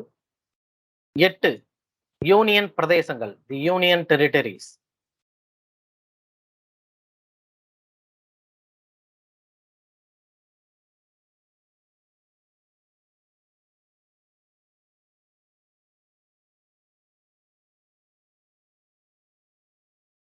8.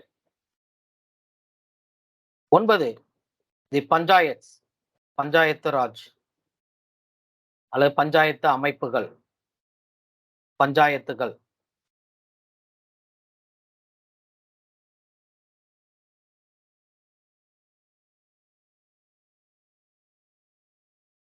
10 சாரி 9A 9A தி முனிசிபாலிட்டிஸ் நகராட்சிகள். 9A நகராட்சிகள்.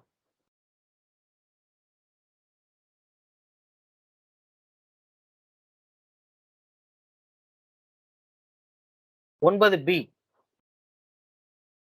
தி கோஆபரேட்டிவ் சொசைட்டிஸ் கூட்டுறவு சங்கங்கள். கூட்டுறவு சங்கங்கள்.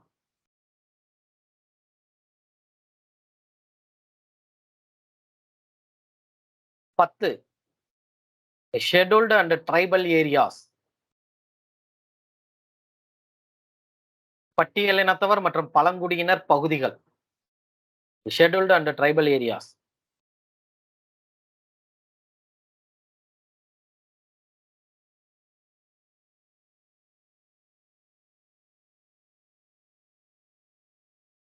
11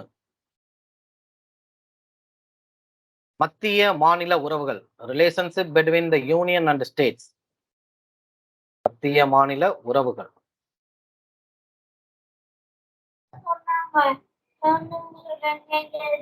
தெரியாத நீங்க நான் சொன்னேன்ல.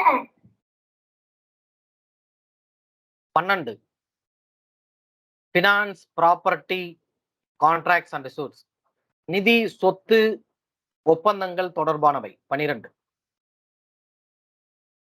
நிதி சொத்து ஒப்பந்தங்கள் தொடர்பானவை. 12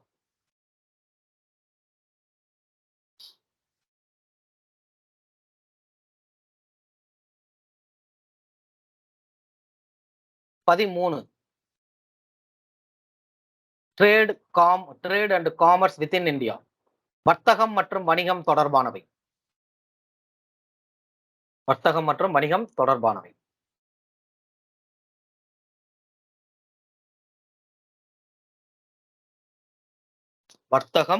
வணிகம் தொடர்பானவை.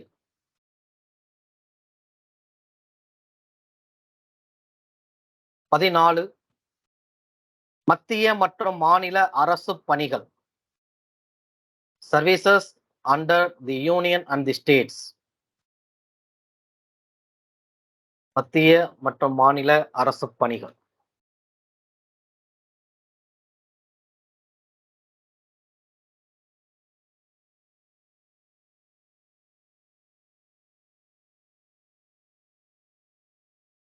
14A போட்டுக்கங்க. 14A 14A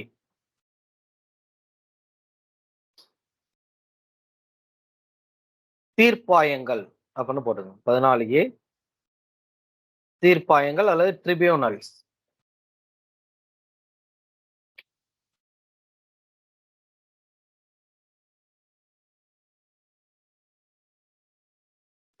A வந்து தீர்ப்பாயங்கள் அல்லது ட்ரிபியூனல்ஸ்.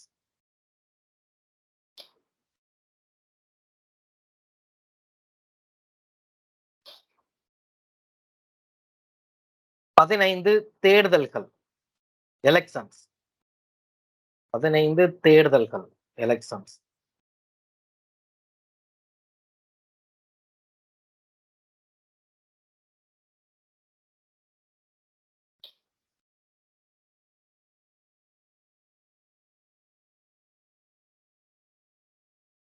16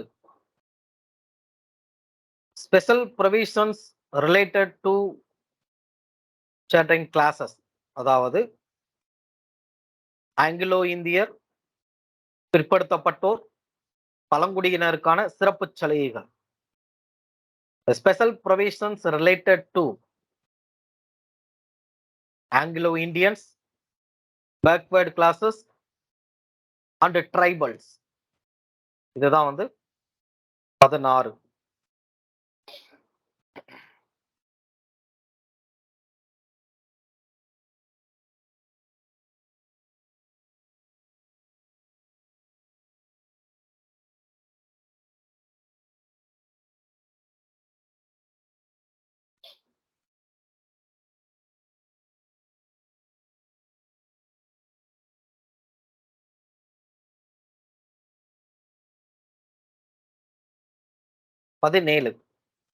அபிஷியல் லாங்குவேஜஸ் அலுவலக மொழிகள். அலுவலக மொழிகள் 17.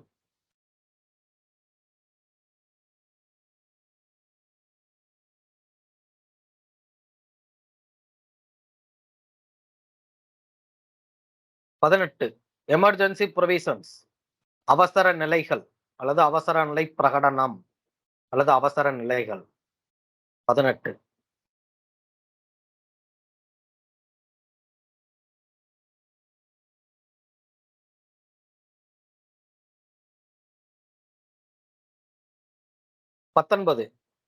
மிசலேனியஸ் மற்றவைகள் அல்லது இதர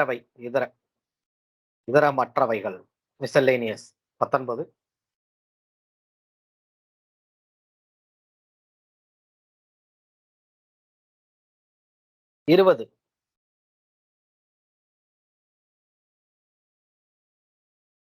அமெண்ட்மெண்ட் ஆஃப் தி கான்ஸ்டிடியூஷன் அரசியலமைப்பு சட்ட திருத்த முறைகள் அல்லது அரசியலமைப்பு சட்ட திருத்தம்.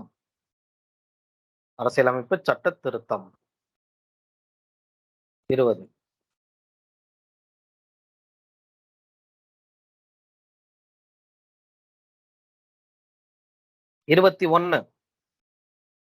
Temporary transitional and special provisions தற்காலிக இடைக்கால சிறப்பு அதிகாரங்கள். 21. தற்காலிக இடைக்கால சிறப்பு அதிகாரங்கள்.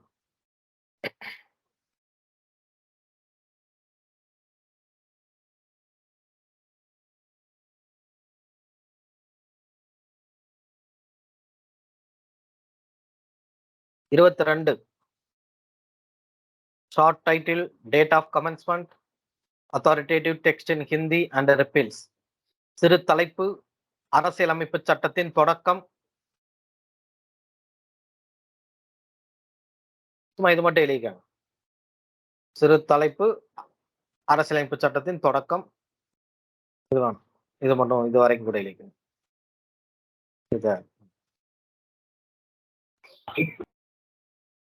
சிறு தலைப்பு, அரசியலமைப்பு சட்டத்தின் தொடக்கம்.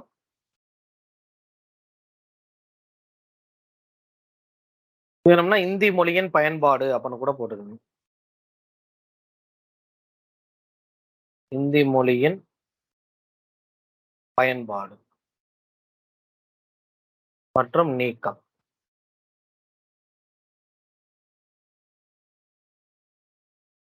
இந்தி மொழியின் அதிகாரப்பூர்வ பயன்பாடு அல்லது நீக்கம்.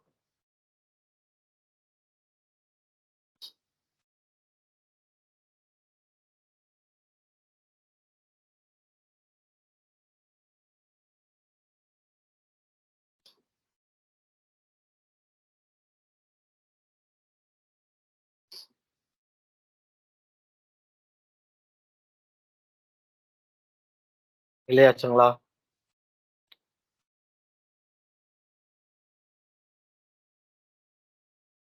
Sir, okay, good.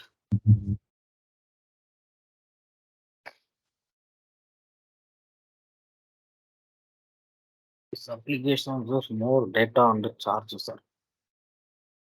21 வந்து தற்காலிக மற்றும் இடைக்கால சட்டங்கள். ஹர்ஷனி, தற்காலிக மற்றும் இடைக்கால சட்டங்கள். Sir 19 sir.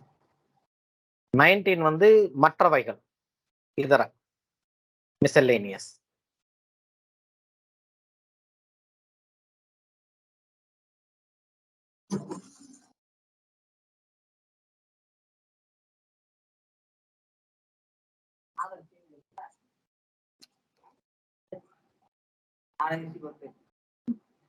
Sir first sir. ஒன்றியமும் அதன் ஆட்சி பகுதிகளும். Union and its territories. ஒன்றியமும் அதன் ஆட்சி பகுதிகளும். சார் 2, 4, 5 சொல்லுங்க சார். 2 சிட்டிசன்ஷிப் குடியுரிமை. 4 அரசு கொள்கையினை நெறிமுறைப்படுத்தும் கோட்பாடுகள். அரசு கொள்கையினை நெறிமுறைப்படுத்தும் கோட்பாடுகள். DPSP, directive principles of state policy அப்படின்னு சொல்லுவாங்க.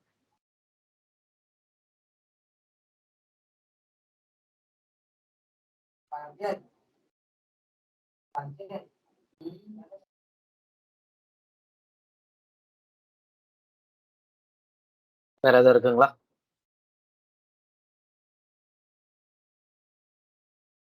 12 சொல்லுங்க சார். 12 நிதி மற்றும் சொத்து தொடர்பானவை. Finance and property related.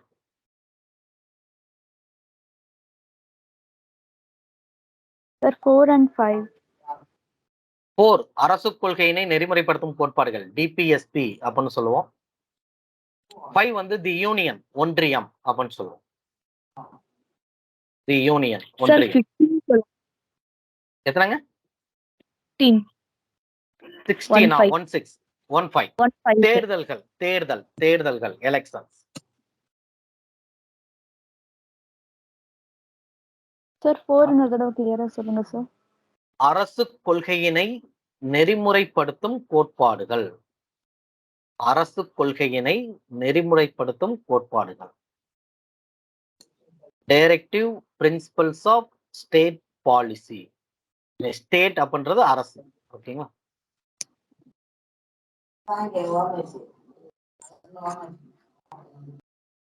கிளியரா? வேற எது இருக்கா?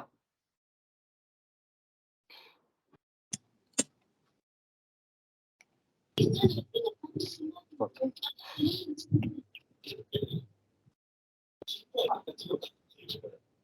Okay.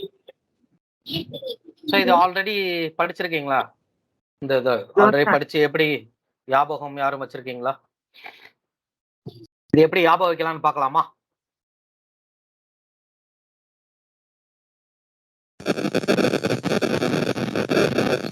Okay sir. Okay sir.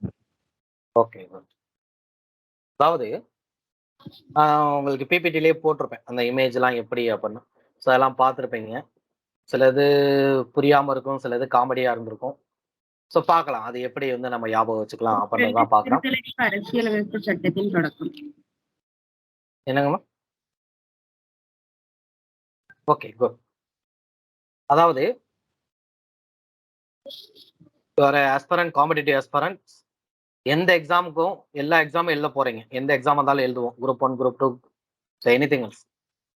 So ஆஸ்பரண்ட்க்கு வந்து முக்கியமான ஒரு தேவை என்ன அப்படின்னா, படிக்கிறது எல்லாருமே படிப்பாங்க. ஓகே, மனப்பாடம் பண்ணுவாங்க, எல்லாமே படிப்பாங்க. படிக்கிறது விஷயம் 23 23 சொல்லவே இல்லையே. ஓகே, 22 ஓட முடிஞ்சு. 22 தான் சார். 22 ஓட முடிஞ்சு. Okay sir. 25, 23, 24, 25 அப்படின்றது வந்து அந்த ஏபிசிடின்னு சொன்னலங்க. மொத்தம் வந்து ரோமன் லெட்டர்ல 22.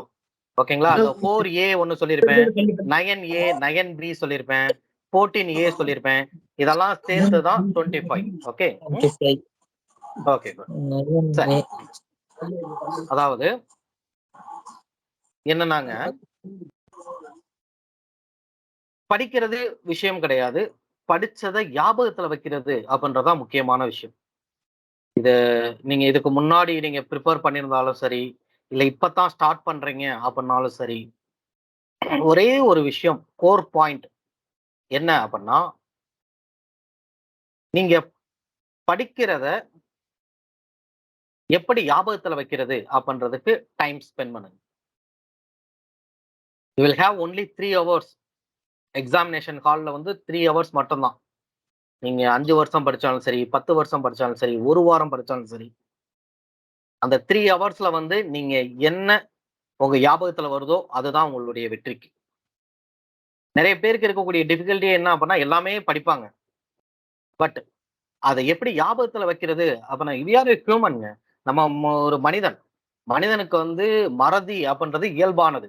நீங்க இன்னைக்கு படிக்கிறீங்க அப்படின்னா ஒரு 10 நாள் கழிச்சு மறந்து போகும் கண்டிப்பா. அப்ப அதுக்கு என்ன பண்ணணும்? ரிவைஸ் பண்ணணும். இன்னைக்கு படிக்கிறீங்களா, அட்லீஸ்ட் ஒரு 1 வீக் கழிச்சு டேட் போட்டுறணும். இன்னைக்கு டேட் என்ன 15 22 அன்னைக்கு இன்னைக்கு படிச்ச பாடத்தை ரிவைஸ் பண்ணணும் அப்படின்னு ஒரு மார்க் பண்ணிக்கிறோம். நீங்க அப்படியே ரிவைஸ் வீக்லி ஒன்ஸ். ஃபர்ஸ்ட் வந்து வீக்லி ஒன்ஸ், அதுக்கடுத்து வந்து ஒரு 3 வாரம், அதுக்கடுத்து ஒரு 1 மாசம், அடுத்து ஒரு 2 மாசம். நீங்க ரிவைஸ் பண்ணா மட்டும்தான் முடியும். ஷார்ட்கட்ஸ் அதேதான். Revise and shortcuts sir correct தான். பட் ஷார்ட்கட் அப்படின்றது எப்போ ஷார்ட்கட்? எல்லா பாதையும் தெரிஞ்ச பிறகுதான் ஷார்ட்கட்டை பயன்படுத்தணும். நீங்க வெறும் ஷார்ட்கட் மட்டுமே பயன்படுத்திட்டீங்கன்னு வச்சுக்கோங்க, ஒன்றும் பண்ண முடியாது. ஸோ அப்ப you have to know all the way. எல்லா பாதைகளும் உங்களுக்கு தெரிய வேண்டும். அதுல எதுவோ அதுதான் ஷார்ட்கட். அதுல எது எளிமையா இருக்கோ அதான் ஷார்ட்கட். வெறும் ஷார்ட்கட் மட்டும் தெரிஞ்சு வச்சோம் அப்படின்னா அது பயன்படாது. ஓகேங்களா? ஸோ அதனால ஃபர்ஸ்ட் வந்து எல்லாத்தையும் தெரிஞ்சுக்கிறதுக்கு ட்ரை பண்ணுங்க. அதுல எது ஈஸியா இருக்கோ அதை ஷார்ட்கட்டா எடுத்துக்கோங்க. ஓகே. ஸோ அதனால வந்து ஃபர்ஸ்ட் அண்ட் ஃபார்மோஸ்ட் திங் இதை சொல்றேன். படிங்க. படிக்கிறத ஞாபகத்துல வைக்கிறதுக்கு ட்ரை பண்ணுங்க. 1 hour படிக்கிறீங்களா, 2 hours ஸ்பெண்ட் பண்ணுங்க. விசுவலைஸ் பண்ணுங்க. கவுண்டிங் 26 வருது சார். ஸோ அதுல வந்து அந்த 7 வந்து நீக்கப்பட்டது சார். அதனால வந்து 25 கால்குலேட் பண்ணிக்கிறோம். ஓகேங்களா? ஸோ ஸோ ப்ளீஸ், நான் சொல்றது எப்படி எடுத்துக்கிறீங்கன்னு தெரியல. நிறைய பேர் சொல்றதை கேட்டிருக்கலாம். ஸோ நான் வந்து புதுசா சொல்றேன்னா என்னன்னு தெரியல. பட் நான் கடந்த 10 வருஷமா 12 வருஷமா இந்த ஃபீல்ட்ல இருக்கேன். இந்த 12 வருஷமா நான் சொல்லக்கூடிய விஷயங்கள் என்னுடைய ஸ்டூடெண்ட்டுக்கு வந்து இதை தான் சொல்லிக்கிறேன். ஓகேங்களா? படித்ததை ஞாபகத்தில் வைக்கிறதுக்கு நீங்க ட்ரை பண்ணுங்க. 1 hour படிக்கிறீங்க அப்படின்னா அட்லீஸ்ட் 2 hours வந்து டைம் ஸ்பெண்ட் பண்ணுங்க. விசுவலைசேஷன் கிரியேட் பண்ணுங்க. ஏதோ ஒன்று கிரியேட் பண்ணுங்க. ஒரு இதை லிங்க் பண்ணுங்க. மறக்கவே மறக்காது. ஸோ இன்னைக்கு டே 15 நவம்பர் 15 இன்னைக்கு வந்து இந்த பாலிட்டியில 22 பகுதிகள் வந்து பாக்குறோம். நீங்க ஆல்ரெடி படிச்சு வச்சிருந்தாலும் சரி, படிக்கட்டும் சரி, புதுசா படிக்கிறாங்களாலும் சரி, எத்தனை வருஷமானாலும் இன்னைவர் எண்ட் ஆஃப் தி லைஃப் அது வரைக்கும் வந்து இது கண்டிப்பா ஞாபகத்துல இருக்கும் அப்படின்னு நான் நினைக்கிறேன். கண்டிப்பா மத்தது மறந்தாலும் 1-2 நாச்சும் கண்டிப்பா ஞாபகத்துல இருக்கும். ஸோ அந்த மாதிரி வந்து இது வந்து ஒரு ட்ரிக் உங்களுக்கு ஒரு சொல்றேன். இதை வந்து நீங்க எல்லாத்துலயுமே எக்ஸிக்யூட் பண்ணணும். விசுவலைஸ் பண்ணணும். காந்திஜியை பத்தி படிக்கிறீங்களா, காந்திஜியாவே மாறிடுங்கன்ற. ஓகே. சுபாஷ் சந்திர போஸை பத்தி படிக்கிறீங்களா, சுபாஷ் சந்திர போஸாவே மாறிடுங்க. ஸோ அந்த மாதிரி பண்ணா மட்டும்தான் ஞாபகம் வைக்க முடியும். நிறைய பேருக்கு இருக்கக்கூடிய எல்லாம் படிக்கிறாங்க. நிறைய பேர் வந்து சொல்லுவாங்க, சார் நான் 3 வருஷம் படிக்கிறேன் சார், 4 வருஷம் படிக்கிறேன் சார், ஆனா கிளியர் பண்ண முடியல சார், 2 மார்க்ல 3 மார்க்ல போகுது சார், என்ன சார் பிரச்சனை அப்படின்னா இதுதான் பிரச்சனை. நல்லா படிக்கிறீங்க, 10 மணி நேரம் படிக்கிறீங்க, 12 மணி நேரம் படிக்கிறீங்க, பட் அது ஞாபகத்துல வைக்கிறதுக்கு படிக்கணுமே. ரிட்ரைவ் பண்ண தெரியணும்ல 3 மணி நேரத்துல. நீங்க 10 வருஷம் படிச்சாலும் அந்த 3 மணி நேரத்துல உங்களுக்கு என்ன கொஸ்டின் கேட்டிருக்கானோ அதை ரிட்ரைவ் பண்ணணும். Okay, good. ஸோ அந்த இதை வந்து கொஞ்சம் பார்த்துக்கோங்க. ஸோ அதை வந்து இன்னைக்கு இருந்து எடுத்துக்கணும். இன்னைக்கு இருந்து அதை ட்ரை பண்ணுங்க. ஓகேவா? ஸோ திரும்ப திரும்ப சொல்றேன், படிப்பதை காட்டிலும் படித்ததை மனதில் நிறுத்துவது என்பதுதான் முக்கியமான ஒன்று. அதற்காக ட்ரை பண்ணுங்க. That's all. ஓகே. ஸோ அதைத்தான் இப்ப பார்க்க போறோம். இந்த 22 பகுதிகளை வந்து எப்படி ஞாபகத்தில் வைக்கலாம் அப்படின்றத பார்க்கலாம். ஓகே, சரி. ஃபர்ஸ்ட் எடுத்தோடனே வந்து நம்ம என்ன பார்க்க போறோம், இந்தியாவும் அதன் ஆட்சி பகுதிகளும் அப்படின்னு சொல்றோம். ஸோ ஃபர்ஸ்ட் அது மறக்காது என்னைக்குமே. ஏன்னா நம்ம இந்திய அரசியலமைப்பை தான் பார்க்குறோம். இந்திய அரசியலமைப்பினுடைய பாடங்களை தான் பார்க்குறோம். அதனால ஃபர்ஸ்டே வந்து என்ன பண்ணா, ஒன்றியமும் அதன் ஆட்சி பகுதியிலும், அதாவது இந்தியானா என்ன, அதனுடைய ஆட்சி பகுதிகள் என்ன, அதை பத்தி சொல்றதுதான் முதல் பகுதி. ஸோ 1 அப்படின்றது இந்தியான்னு ஞாபகம் வச்சுங்க. கீவேர்டு மட்டும் சொல்லித்தரேன். கீவேர்டு மட்டும் ஞாபகம் வச்சுங்க. சென்டென்ஸ்ல வந்து நீங்க கொஸ்டின்ல வந்து ஈஸியா பண்ணிடலாம். ஃபுல் சென்டென்ஸ் வந்து ஞாபகம் வைக்கணும்னு அவசியம் கிடையாது. கீவேர்ட்ஸ் மட்டும் ஞாபகம் வச்சுக்கோங்க. நான் சொல்றது மட்டும். அப்போ ஃபர்ஸ்ட் 1 அப்படின்றப்ப வந்து உங்களுக்கு இந்திய அரசியலமைப்பினுடைய முதல் பகுதி அப்படின்னு சொல்லும்போது என்ன ஞாபகம் சொல்லணும், இந்தியா which means அதுல ஒன்றியமும் ஆட்சி பகுதிகளும் அப்படின்னு சொல்றோம். இந்தியானா என்ன, இந்தியானா ஒன்றியம், அதனுடைய ஆட்சி பகுதிகள் என்ன அப்படின்னா மாநிலங்கள், யூனியன் பிரதேசங்கள். அது பாடம் பார்க்கும்போது நம்ம பார்க்கலாம். ஓகே. So first one. இரண்டாவது என்ன அப்படின்னா குடியுரிமை. 2 அப்படின்றப்ப குடியுரிமை. குடியுரிமைக்கு நான் நிறைய கிளாஸ்ல நிறைய இது சொல்லியிருக்கேன். பட் அது சில பேருக்கு வந்து ஏத்துக்கிறவாங்க, சில பேர் இது பண்ணுவாங்க. அதனால வந்து இது போட்டேன். ஓகேங்களா? அதாவது 2 பேர், அதாவது திருமணமானவர்கள் 2 பேர், ஆணு பெண்ணு திருமணம் ஆயிடுச்சு அப்படின்னா அவங்களுக்கு வந்து இந்திய குடியுரிமை கிடைச்சிரும் அப்படின்ற மாதிரி வச்சுக்கோங்க. அதாவது 2ன்றப்ப வந்து எப்படியா வைக்கிறீங்க, இது அதாவது 1 2. ஓகே, 2 பேர் இருக்காங்க. 2ன்றப்ப வந்து 2 பேர் ஞாபகம் வந்துடும். 2 பேர் யாரு அப்படின்னா 2 பேர் வந்து மணமக்கள். இந்த மணமக்கள் ஆயிட்டாங்க அப்படின்னா அவங்களுக்கு என்ன கிடைச்சிரும்? இந்திய குடியுரிமை கிடைச்சிரும் அப்படின்ற மாதிரி ஞாபகம் வச்சுக்கணும். ஸோ 2 அப்படின்னு ஞாபகம் வரும்போது 2 அப்படின்றது என்ன ஞாபகத்துல வரணும்? மணமக்கள் ஞாபகம் வந்துடணும். மாப்பிள்ளை பொண்ணு ஞாபகம் வந்துடணும். மாப்பிள்ளை பொண்ணு 2 பேருக்கு திருமணம் ஆயிடுச்சு அப்படின்னா என்ன கிடைக்கும் அவங்களுக்கு? குடியுரிமை கிடைக்கும். 2. தென் 3 பாருங்க. 3வது வந்து பாத்துறீங்க அப்படின்னா இது என்னப்பா? இது என்னது?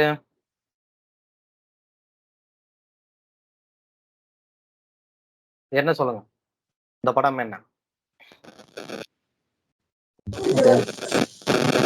சீட்டுக்கட்டா? இதுக்கு பேர் என்ன சொல்லுவாங்க? சீட்டுக்கட்டுல என்ன பூ? கிளவரா? கிளவரா ஏதோ வாய்ஸ் பிரேக் ஆகுதா? கார்ட்ஸ்ல இது என்ன பூங்க? இது என்ன பூ? இது என்ன பூ? சரி, ஓகே. இது கார்ட்ஸ்னு தெரியல. கார்ட்ஸ்ல எத்தனை, இந்த பூவுல வந்து எத்தனை பெடல்ஸ் இருக்கு? எத்தனை இலை இருக்கு? எத்தனை, அதாவது அந்த பூவிதழ் இருக்கு? 3ஆ? 3. ஓகே. அப்போ 3. அப்போ 3ன்னு சொல்லும் போது நான் சொல்றேன் பாத்துக்கோங்க. நம்பரையும் இந்த இமேஜையும் ஜாயின் பண்ணிக்கிறோம். 3ன்னு சொல்லும் போது 3 பூ இருக்கக்கூடிய எது ஞாபகம் வந்துடணும்? இந்த சீட்டுக்கட்டு ஞாபகம் வந்துடணும். 3 பூ இருக்கக்கூடிய இந்த சீட்டுக்கட்டு. ஓகே. அப்ப 3ன்னா உங்களுக்கு என்ன ஞாபகத்துல இருக்கும்? சீட்டுக்கட்டு. சீட்டு விளையாடுறது நம்மளுடைய உரிமை. ஓகேங்களா? அப்ப சீட்டு விளையாடுறது நம்மளுடைய உரிமை. அதான் அடிப்படைன்னு சேர்த்துங்க. அடிப்படை உரிமை. ஒரு நிமோனிக்ஸ்க்காக சொல்றேன். ஓகேங்களா? கலைவாணி வாய்ஸ் பிரேக் ஆகுதா? ஓகே. சீட்டுக்கட்டு விளையாடுறது நம்மளுடைய அடிப்படை உரிமை. அப்ப 3 அப்படின்னா எது ஞாபகத்துல வரணும்? சீட்டுக்கட்டு ஞாபகம் வரணும். சீட்டுக்கட்டு விளையாடுறது யாருடைய உரிமை? நம்மளுடைய உரிமை, அடிப்படை உரிமை. முடிஞ்சு போச்சு. அப்ப 3ன்னா சீட்டுக்கட்டு அடிப்படை உரிமை. 4 4ன்னா 4 கால் இருக்கக்கூடிய சேர்.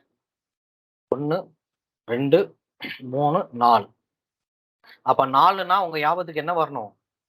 4 கால் இருக்கக்கூடிய சேர் ஞாபகம் வந்துடணும். நம்பர் 4 அப்படின்னா சேர். அதாவது நம்பருக்கு வந்து நம்ம ஒரு இமேஜ் கொடுக்குறோம். ஓகே, அதை மட்டும் ஞாபகம் வச்சுக்கோங்க. நம்பர் 4ன்னா பிரேக் ஆகுதா? வாய்ஸ் பிரேக் ஆகுதா? அனுஷா சார் வீடியோ எனக்கு பிரேக் ஆகுது சார், நான் ரீஜாயின் பண்றேன். Okay, good. அப்ப 4 அப்படின்றப்ப எது ஞாபகம் வச்சுக்கணும்? சேர் ஞாபகம் வச்சுக்கணும். 4ன்னா சேரு. அந்த சேர்ல உட்காரும்போது எப்படிப்பா உட்காரணும்? நேரா ஒரு நெறிமுறையோடு உட்காரணும். டைரக்டா உட்காரணும். இங்கிலீஷ்லன்னா டைரக்ட். நேரா உட்காரணும், நெறிமுறையா உட்காரணும். அப்ப 4ன்னா சேரு. சேர்ல நெறிமுறையோடு உட்கார வேண்டும். அப்ப நெறிமுறை அப்படின்றது கீவேர்டு. அப்ப என்ன நெறிமுறை? அரசு கொள்கையினை நெறிமுறைப்படுத்தும் கோட்பாடுகள். இல்ல டைரக்டா உட்காரணும் அப்படின்னா directive principles of state policy, அந்த மாதிரி வச்சுக்கலாம். ஓகேவா? அப்ப 4ன்னா சேரு. சேர்ல எப்படி உட்காரணும்? நெறிமுறையாக உட்கார வேண்டும். அப்ப நெறிமுறை அப்படின்னு சொல்லும்போது அரசு கொள்கையினை நெறிப்படுத்தும் அல்லது நெறிமுறைப்படுத்தும் கோட்பாடுகள். ஓகே. அனுஷ்யா கேட்கல, மத்தவங்களுக்கு கேக்குதா?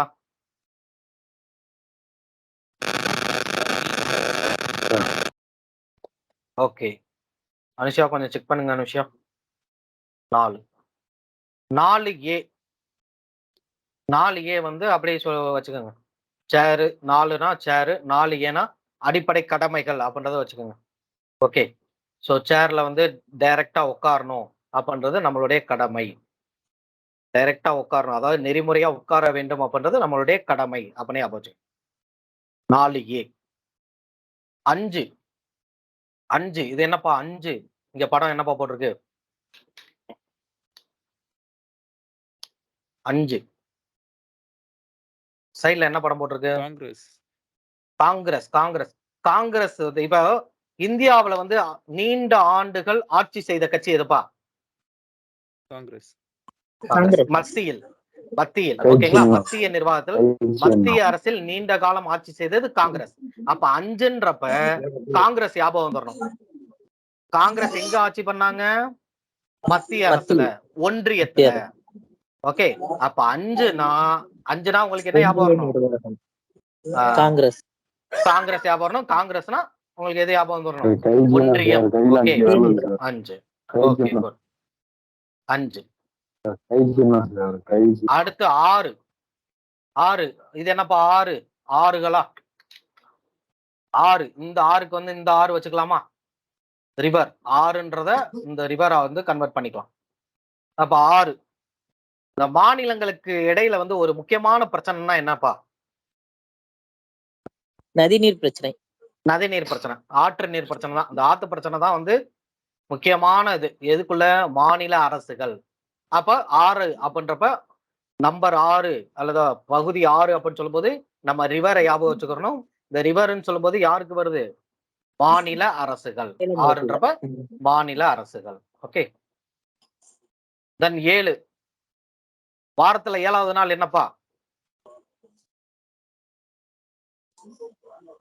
வாரத்தில் 7வது நாட்ல என்ன? லீவு. சண்டே வந்து லீவு. லீவுன்றப்ப நீக்கப்பட்டது 7. அப்ப பகுதி 7 வந்து என்னது? நீக்கப்பட்டது. லீவுன்னு வச்சுக்கோங்க. நீக்கப்பட்டது, ரிப்பீல். 7ன்றப்ப சண்டே ஞாபகம் வந்துடணும். சண்டே லீவு, நீக்கப்பட்டது. ஓகே. 8. நீங்க சைட்ல பாருங்க. 8 மணல் கடிகாரம். சாண்ட் வாட்ச் போட்டிருக்கேன். 8ன்றது மணல் கடிகாரம். மணல் கடிகாரம் 8 ஷேப்ல இருக்கு இல்லைங்களா? மணல் கடிகாரம் 8 ஷேப்ல இருக்கு. ஓகேங்களா? அப்ப இந்த மணல் அப்படின்னு சொல்லும் போது இந்த மணல் வந்து பெரும்பாலும் எங்க அதிகமா இருக்கும் அப்படின்னா கடற்கரை ஓரங்கள்ல இருக்கும். கடற்கரை பெரும்பாலும் வந்து யூனியன் பிரதேசங்கள் எல்லாமே கடற்கரையில ஓரத்துல தான் இருக்கு. பெரும்பாலும் யூனியன் பிரதேசம் எல்லாமே எங்க இருக்கு? கடற்கரை ஓரத்துல தான் இருக்கு. ஓகே, கடற்கரை ஓரத்துல தான் இருக்கு. சோ அதனால 8ன்றப்ப மணல் கடிகாரம். 8ன்றப்ப மணல் கடிகாரம், மணல். அப்ப யூனியன் பிரதேசங்கள். ஓகே, கடற்கரை யூனியன் பிரதேசங்கள் அப்படின்னு ஞாபகம் வச்சுக்கோங்க. 8. 9 இங்க பாருங்க. Smoking is injurious to health. Okay, just வந்து ஒரு இதுக்கு ஐடியாவுக்கு தான் உங்களுக்கு போட்டிருக்கேன். ஸோ 9 அப்படின்றப்ப இந்த 9 பாருங்க மேம். இந்த 9 அப்படின்றது வந்து இந்த பெரியவர் வந்து ஸ்மோக் பண்ற பைப் மாதிரியே இருக்குங்களா? 9. அப்போ 9 அப்படின்றப்ப வந்து எது ஞாபகம் வச்சுக்கணும் அப்படின்னா இந்த பைப்பு, ஸ்மோக்கிங் பைப் வந்து ஞாபகம் வச்சுக்கணும். இந்த பஞ்சாயத்து நிறைய இடத்துல எல்லாம் பாத்துட்டீங்க அப்படின்னா அந்த காலத்துல இந்த பஞ்சாயத்து தலைவர்கள் அப்படின்னு பார்க்கும்போது பெரும்பாலும் என்ன பண்ணுவாங்க? பெரும்பாலும் ஸ்மோக் பண்ணுவாங்க. சுருட்டு குடிப்பாங்க. இப்ப கொஞ்சம் அப்கிரேட் ஆகி என்ன பண்றாங்க? பைப்பு குடிக்கிறாங்க. அந்த மாதிரி ஞாபகம் வச்சுக்கோங்க. அப்போ 9 அப்படின்றப்ப வந்து பைப்பு. யாரு குடிக்கிறா? பைப்பு குடிக்கிறா? பஞ்சாயத்து தலைவர் குடிக்கிறார். 9 பைப்பு, பஞ்சாயத்து தலைவர் குடிக்கிறார். ஓகேங்களா? அப்ப பஞ்சாயத்துகள் 9.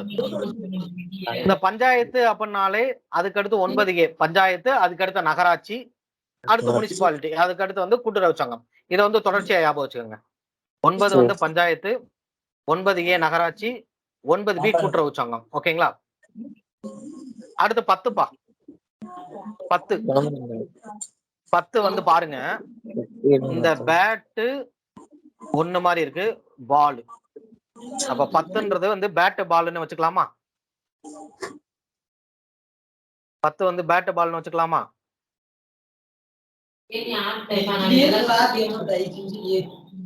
10 பேட்டு பால்னு வச்சுக்கிட்டோம் அப்படின்னா கிரிக்கெட் வந்து யாருக்கு தெரியாது அப்படின்னா இந்த மலைப்பகுதி எல்லாம் இருக்காங்க இல்லைங்களா? ட்ரைபல் ஏரியாவுக்கு இருக்காங்களா, அவங்களுக்கு வந்து தெரியாது. அப்ப 10ன்றப்ப பேட்டு பால் கிரிக்கெட்டு யாருக்கு தெரியாது? ட்ரைபல்ஸ், மலைப்பகுதியில் இருக்கக்கூடியவர்களுக்கு தெரியாது அப்படின்றத ஞாபகம் வச்சுக்கணும். அப்ப 10னா கிரிக்கெட்டு யாருக்கு தெரியாது? மலைப்பகுதியில் இருக்கிறவங்களுக்கு, ட்ரைபல்ஸ்க்கு வந்து தெரியாது. 11பா. 11 பாருங்க. இந்த 11 அப்படின்றது இது இங்க ஒருத்தவர், இங்க ஒருத்தவர். 2 பேர் நிக்கிறத பார்த்தோம் அப்படின்னா 11 மாதிரியே இருக்கும். என்ன பண்ணிக்கிறாங்க? கை கொடுத்துக்கிறாங்க. ரிலேஷன்ஸ். ரிலேஷன்ஸ். இது மத்திய அரசு, இது மாநில அரசு. 2 பேரும் கை கொடுத்துக்கிறாங்க. அப்ப ரிலேஷன்ஸ். ஓகேங்களா? மத்திய மாநில உறவுகள். தென் 12 மணி நைட்டு 12 மணிக்கு என்னப்பா வரும்னு சொல்லுவாங்க சின்ன பிள்ளைலாம் நமக்கு சொல்லி கொடுப்பாங்க. பேய் வரும்னு சொல்லுவாங்க. பேய் வந்து என்ன கேட்கும் பெரும்பாலும்? என் சொத்தை கொடு, என்னுடைய நிதியை கொடு அப்படின்னு கேட்கும். கேட்குமா? அப்ப 12 மணினா பேய் வர்ற டைம் 12 மணி. பேய் வந்து என்ன பண்ணுது? பேய் வந்து என்ன பண்ணுது? என்னுடைய சொத்தை கொடு, என்னுடைய நிதியை கொடு அப்படின்னு கேட்கும். அப்ப 12 பேய் வர டைம், நிதி. 13பா. 13 நீங்க இந்த 13ன்றது அதே தான், நிறைய டைம் பார்த்திருப்பீங்க. 13ஆம் நம்பர் வீடு. 13ஆம் நம்பர் வீடு அப்படின்னாலே பேய் வீடுன்னு சொல்லுவாங்க. இந்த பேய் வீட்டுக்குள்ள என்ன இருக்கக்கூடாது? போக்குவரத்து இருக்கக்கூடாது, வர்த்தகம் பண்ணக்கூடாது. 13 பேய் வீடு.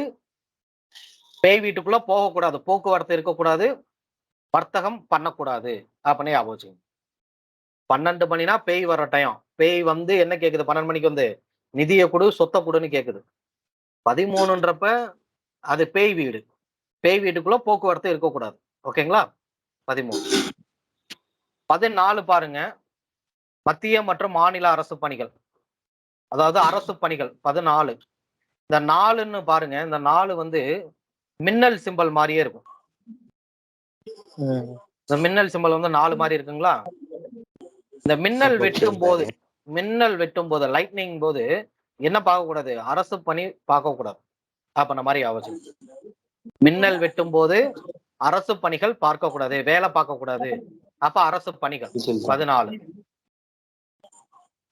சப்போஸ் வேலை பார்த்தீங்க அப்படின்னா, தீர்ப்பு வந்துரும். தீர்ப்பாயங்கள் 14A. சப்போஸ் வேலை பார்த்தீங்கன்னா என்ன வந்துரும்? தீர்ப்பு வந்துரும். தீர்ப்பாயங்கள் 14A. 15பா. இந்த 15 எலெக்ஷன். எலெக்ஷன் எத்தனை வருஷத்துக்கு ஒரு தடவை வரும்? 5 வருஷத்துக்கு 5 வருஷத்துக்கு ஒரு தடவை. 15 பாருங்க. 15 5 வருஷத்துக்கு ஒரு தடவை என்ன வருது? எலெக்ஷன் வருது. அப்ப 15 அப்படின்றப்ப 5 வருஷத்துக்கு ஒரு தடவை எலெக்ஷன் வருது. ஓகே. அப்ப 15னா தேர்தல்கள். 16 இந்த பெரியவங்க காலில் எல்லாம் விழும்போது என்னப்பா சொல்லுவாங்க? எப்படி வாழ்த்துவாங்க நம்மள? பெரியவங்க காலில் விழும்போது 16 பெற்று பெருவாழ்வு வாழ்க அப்படின்னு சொல்லுவாங்களா? அதேதான். 16 விதமான சலுகைகள் யாருக்கு அப்படின்னா ஆங்கிலோ இந்தியர்களுக்கு, பிற்படுத்தப்பட்டவர்களுக்கு மற்றும் பழங்குடியினர், இவர்களுக்கான சலுகைகள். 16 விதமான சலுகைகள் யாருக்கு கிடைக்குது? ஆங்கிலோ இந்தியர்களுக்கு, பிற்படுத்தப்பட்டோருக்கு மற்றும் பழங்குடியினர். ஓகே. 17 அப்படின்றது அலுவலக மொழிகள்ப்பா. 17 அப்படின்றது அலுவலக மொழிகள். இதுல வந்து ஜஸ்ட் ஒண்ணு மட்டும் நோட் பண்ணிக்கங்க. என்ன அப்படின்னா, நம்ம இந்த அட்டவணை 12 அட்டவணை சொன்னோம்னா, இந்த 12 அட்டவணையில 8வது அட்டவணை அலுவலக மொழிகள் பத்தி தான் சொல்லுது. 12 அட்டவணைகள்ல 8வது அட்டவணை எதை சொல்லுது? அலுவலக மொழிகளை பத்தி தான் சொல்லுது. இதை ஞாபகம் வச்சுக்கோங்க. அப்போ 1 + 7 8. இந்த 8ம் அட்டவணை 8ம் பகுதி 17ம் எதை பத்தி சொல்லுது? அலுவலக மொழிகளை பத்தி சொல்லுது. ஓகேங்களா? 18 108 108 எதுக்குப்பா? அவசர உதவி. அவசரம். 18 108 அவசரம், அவசர நிலைகள் முடிச்சு. ஓகே. 18 108 அவசர நிலைகள். 19 அவ்வளவுதான், விட்டுருங்க. மிஸ்செல்னியஸ் இதர அப்படின்னு சொல்லிருங்க. இதர 19 இது நீங்க தனியா கூட ஞாபகம் வச்சுங்க. ஏதாச்சும் 20 நீங்க பாத்தீங்க அப்படின்னா 20 2020 மேட்ச் ஞாபகம் வச்சுக்கோங்க. 20னா 2020 மேட்ச். முன்னாடிலாம் வந்து அதிகமா வந்து என்ன மேட்ச் இருக்கும், 50 ஓவர் மேட்ச் தான் ஆரம்பத்துலலாம் இருந்துச்சு. 2020 எல்லாம் கிடையாது. 2020 மேட்ச் இப்பதான் வந்தது. ஓகேங்களா? அப்ப என்ன பண்ணாங்க, 50 ஓவர் கிரிக்கெட் மேட்ச திருத்தம் பண்ணி, திருத்தம் மீன்ஸ் சட்ட திருத்தமா ஞாபகம் வச்சுக்கணும். திருத்தம் செய்து 2020 மேட்சா கொண்டு வந்துட்டாங்க. அப்ப 20ன்றப்ப 2020 கிரிக்கெட் மேட்ச் என்ன பண்ணாங்க, 50 ஓவர் மேட்ச 20 ஓவர் மேட்சா வந்து திருத்தம் பண்ணி கொண்டு வந்துட்டாங்க. ஓகேங்களா? 20 21 அது டெம்பரவரியா ஞாபகம் வச்சுக்கோங்க. ஏன்னா கடைசிக்கு முன்னாடி இருக்கிறது அப்படின்றனால. 22 வந்து சிறு தலைப்போட முடியுது பாடம் அப்படின்னு ஞாபகம் வச்சுக்கோங்க. 22 சிறு தலைப்போட இந்த பாடம் முடிகிறது அப்படின்னு ஞாபகம் வச்சுக்கோங்க. முடியும் போது ஒரு சிறு தலைப்போட முடியுது. அப்ப லாஸ்ட் பார்ட் 22. 21 அதுக்கு முன்னாடி தற்காலிகமானது அப்படின்றோம். ஓகேங்களா? சோ இதுதான் வந்து 1 முதல் 22 வரையும்.